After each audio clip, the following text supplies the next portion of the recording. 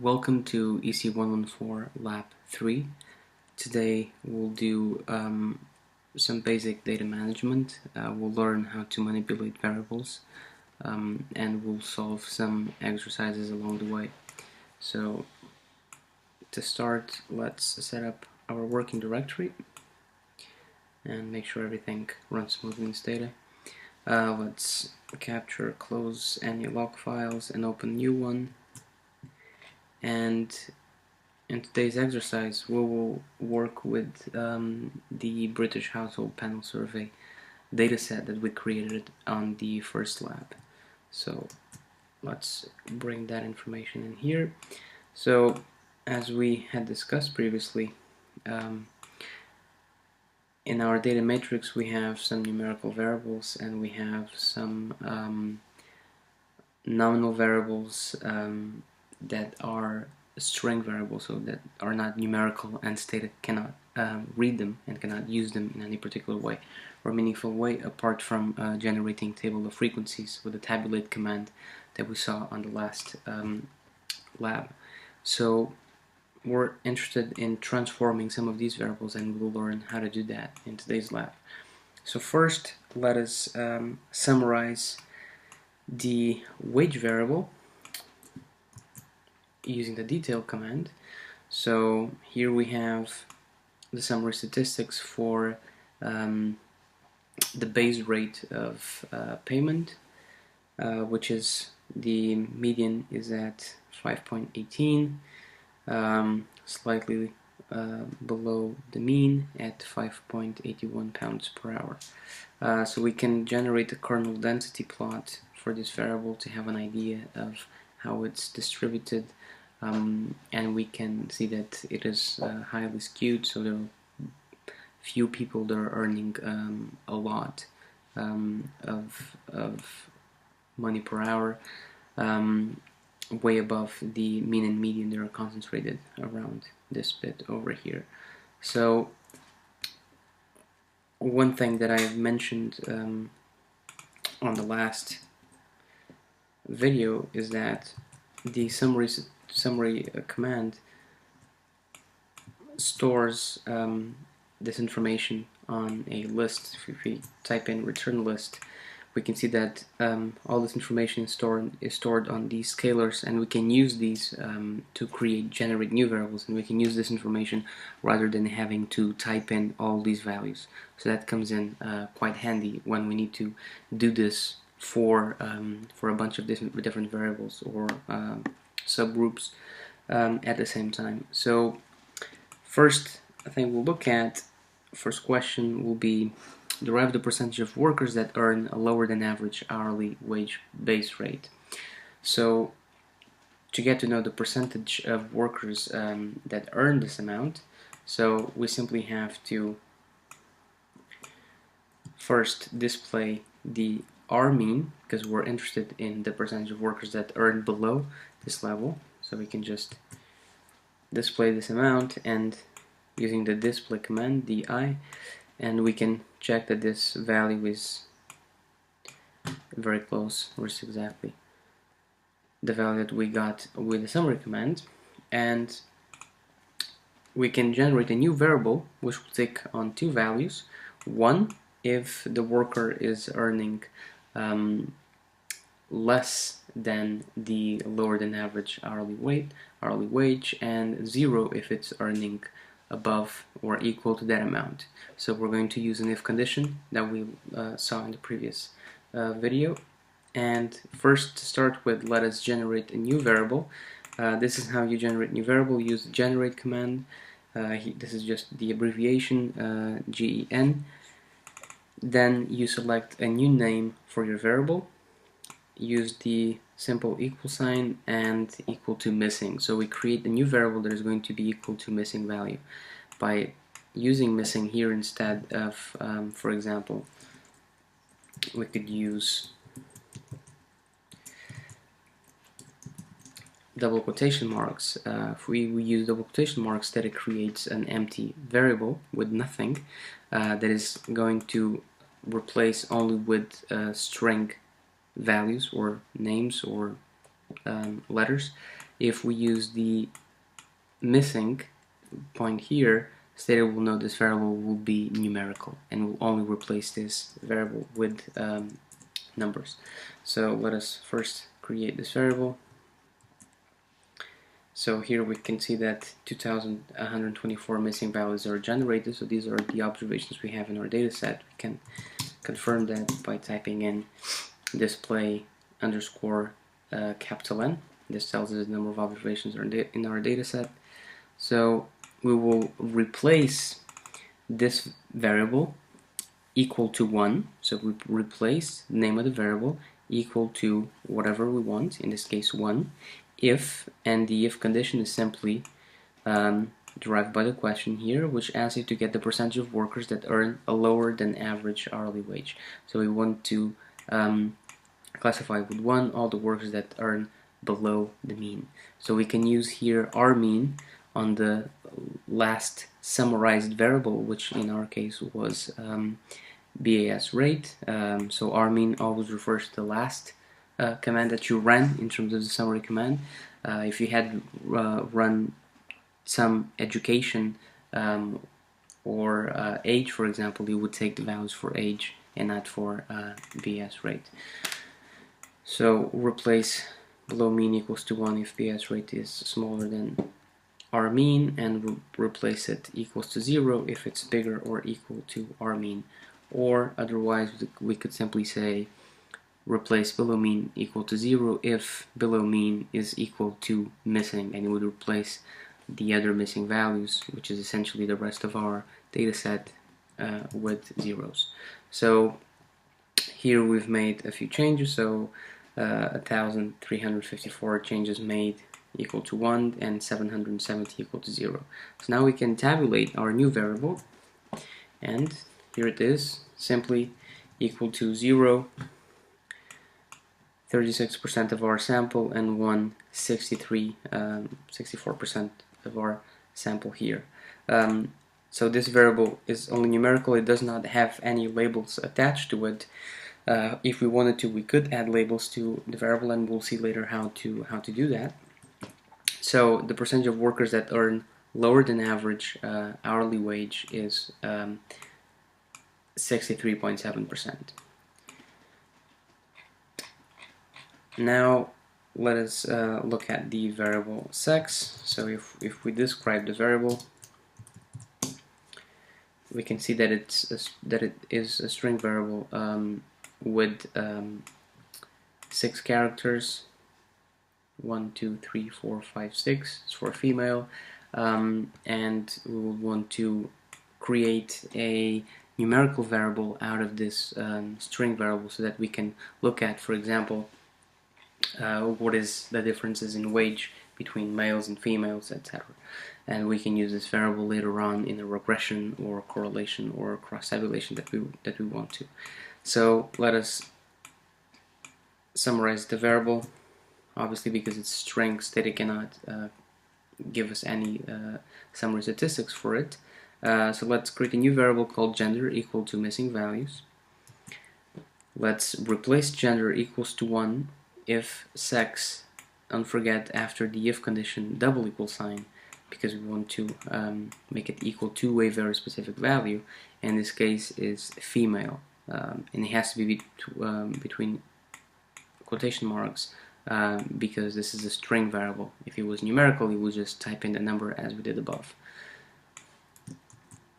So let's replace for the two cases, and if we tabulate our variable gender, we can see we have zeros and ones. If we would leave the dataset as it is, saved it, and looked at it at a later stage, if we didn't have access to the do file for some reason, we would not remember what 0 and 1 meant. So that's why it comes very handy to label the values in our variables. The way we label them is by using the label command. So we first define a label that we are going to name gender underscore LB. You can name it whatever you want. You can give it a shorter name if you want.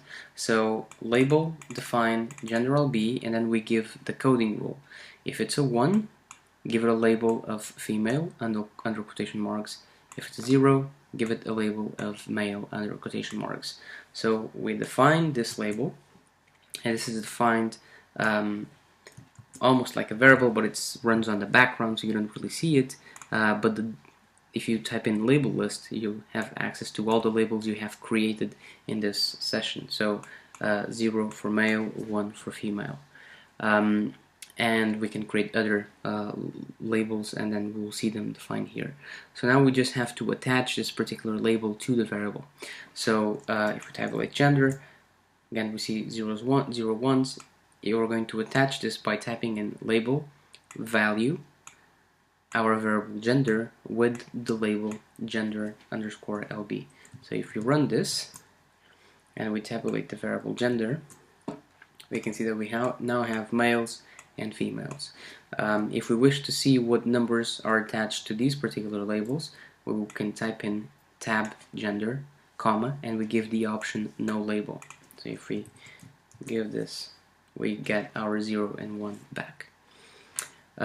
So this becomes handy when we have to derive the average base rate for men and women, for example, and compare these results with the estimate from a regression.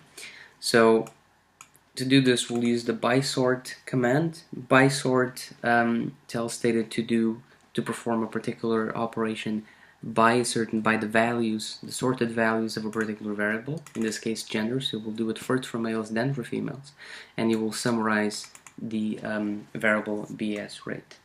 So if we type in this, so when gender is equal to male, the mean wage is 6.4 pounds per hour. When the gender is equal to female, the mean wage is roughly 5.3 pounds per hour. So we can see quite a bit of income gap between two genders.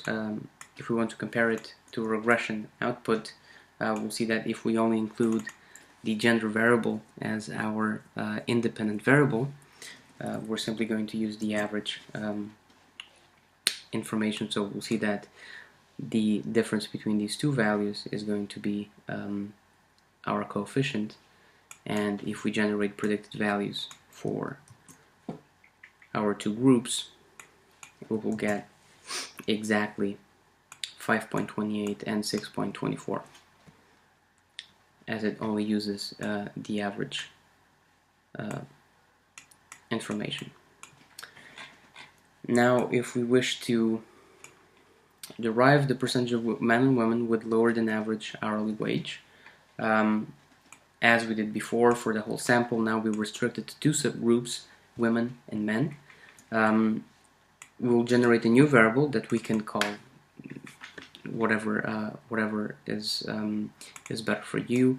In this case, I'm calling it below average hourly wage underscore W for women, and we're going to generate this equal to missing. We will summarize our variable and produce our return list, so we can look at the scalars that we're going to use. We're simply going to use our mean. So let's do replace our variable BAHW underscore W equals to 1 if our variable gender is equal to 1, and so again we're using the same conditions we used in the last video. We're using two conditions with the AND option. So we're making our sample restrictive to gender being equal to 1, so only observations that are female, and only observations for which the base rate of payment is below the mean value of our sample. So generate this equal to 1, and the inverse with 0, so only for those people in our sample that earn above this threshold, and that will be equal to 0. So we'll tabulate this variable, and we can see that the percentage of women that earn below the average wage for the sample is 78%, well, roughly 79%. And if we compute the same for men, again here we're only changing gender equals to 1 to 2 equals to 0. So a lot of static coding is actually copying previous code and pasting, and you just need to make small changes. In this case, you need to change W for M here, and you will need to change 1 for 0. Pretty much everything else is the same. If we do the same for man, we can see that only 45% or 46% of our sample of our males in the sample earn less than the average wage. So this confirms our expectations of a gender gap in income. If you want to create a table of frequencies for the two variables in sequence, you can use the tab 1 command, which allows you to just produce these two tables separately. If you had removed the 1, you would simply do a cross-tabulation of these two variables. Now, for continuous variables that we may want to transform into an interval variable, such as age, we may want to transform age into wage groups, because for some reason our research is interested in differences between age groups. We again make use of the if conditions. So let's say that our coding rule is the following.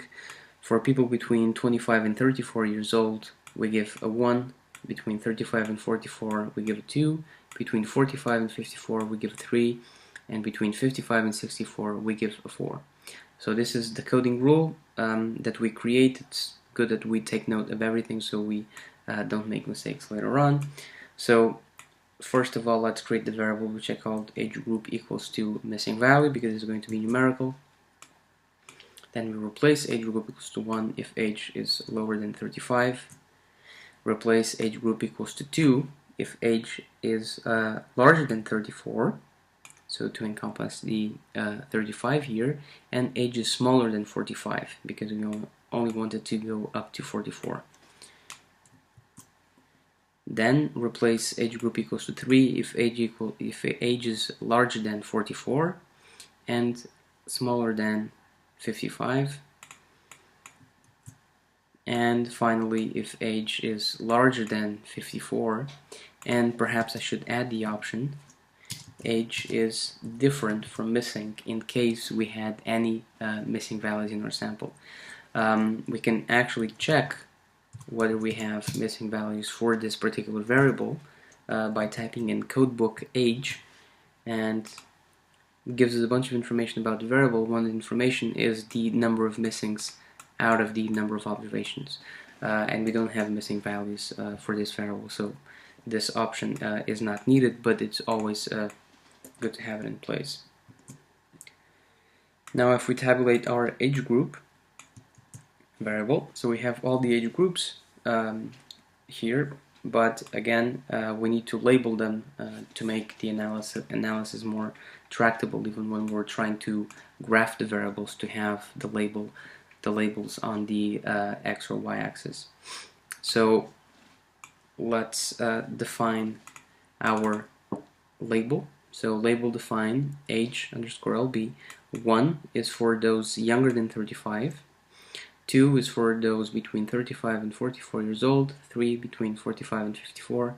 And 4 for those older than 55. So we define our age label. Again, we can list the labels we have already created in our data set. So here in our session, here we have the gender label. Now we have created the age label, and essentially we can apply these labels to whatever variables we want. But here we're only going to create it for or attach it to the age group variable. So label value age underscore group, and then give the name of the label that we just created. So we didn't get any error message. It means that it must have worked. Now if we tabulate, there we go. We have our age group variable, and if we look here, it's in blue, which indicates that it's a label variable, and it gives us the number attached to it underneath. Again, if we want to look at a variable with no label, we simply use the no label option. if we wish to regress our variable wage on age and education, for example, we would have to perform a similar exercise with the education variable. But there are other ways of recoding or replacing variables rather than having to generate a new one and replacing each of the values, which makes it more tractable for you to understand what's going on. You can also do it with the help of the tab command, simply by adding the option generate the variable you want. So in this case, we're going to do it with the variable education. Education is a string variable, a little bit messy in terms of the string names.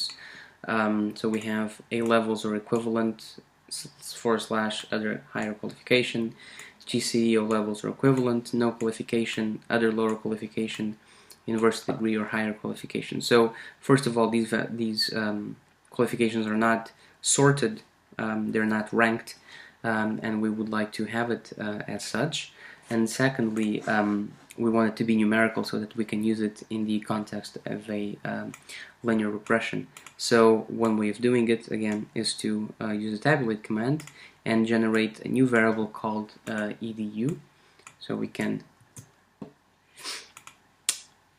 create it here, and what this command is going to create is a dummy variable, so a variable that takes the value of 1 for each of these qualification levels and 0 for the others. Okay, so if we look at this variable in the data browser, we can get rid of all the others and only look at education. So again, GCE O levels or equivalent is going to be the second level of education because it's placed here as a second level, although education 3 is no qualification. So this is in a way a very easy and straightforward, fast command to create dummy variables, but at the same time they're not sorted, so we would have to rename these variables into something that is going to be meaningful so that we can use it in the context of a linear regression. So we can simply generate a new variable and we're going to replace education2 equal to some value if education is equal to a particular string. So I'm going to copy this for all the different values that we have.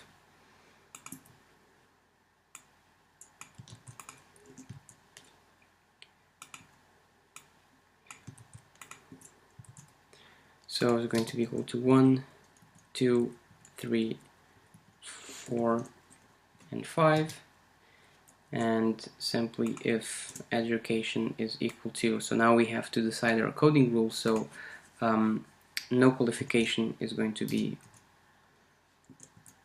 1, then other lower qualification will be 2, then O levels will be 3, then A levels or other higher qualification will be 4, and university degree will be 5. Careful with this space over here, so it has to match exactly the string in this value. I'm going to place it here, so let's generate it equal to missing value, replace equal to 1, equals to 2, 3, 4, and 5. So all the changes were successful. Now let's create a label for this variable. Label define education LB. 1 will be no qualification, 2 will be other lower, 3 O levels, 4 A levels. And sometimes when your commands are getting too big and they're approaching the end of the window, you can simply include 3 forward slashes, and that is indicating stated that you'll continue the code on the next line, so Stata knows how to read it. And 5 will be university degree. So these were very fast labels we created. So now let's label value education 2 with our label education LB or edu LB. So we define the label and we attach the label to our variable. So now if we tabulate education 2, we should be able to observe our labels here. And now the variable is ranked, and we can use it in the context of linear regression without having to rename the variables that we had created here. So a nice little way of using the variable as categorical and break it down by dummies in the context of linear regression is to use the xi option. Essentially what the xi option is going to do is going to break down all the categories you have in the categorical variable you're including as part of your covariates, and it will create dummy variables for each of these groups, keeping one as the baseline with which you're comparing each of the other coefficients. So if we run the regression on BS rate on gender, let's include gender and age group. In this case, so we can include an age group, and let's include also on education 2. Stata will here create 3 dummy variables for the age groups, and we'll create 4 dummy variables for the education categorical variable. So we have 3 age groups here, and we have 4 dummies for each of the education categorical variables. We can also generate some plots based on this with the scatter command. Here we're simply generating a scatter between base rate and age, and we're generating some other options on this. So we're generating other fits of these 2 variables, so that you can have some more information on how to generate these plots with median splines in this case and fitted values included in the plot as well. So here there's not much going on. Perhaps we should isolate some of these values and look at particular regions of the plot to see if there is any relationship between these 2 variables.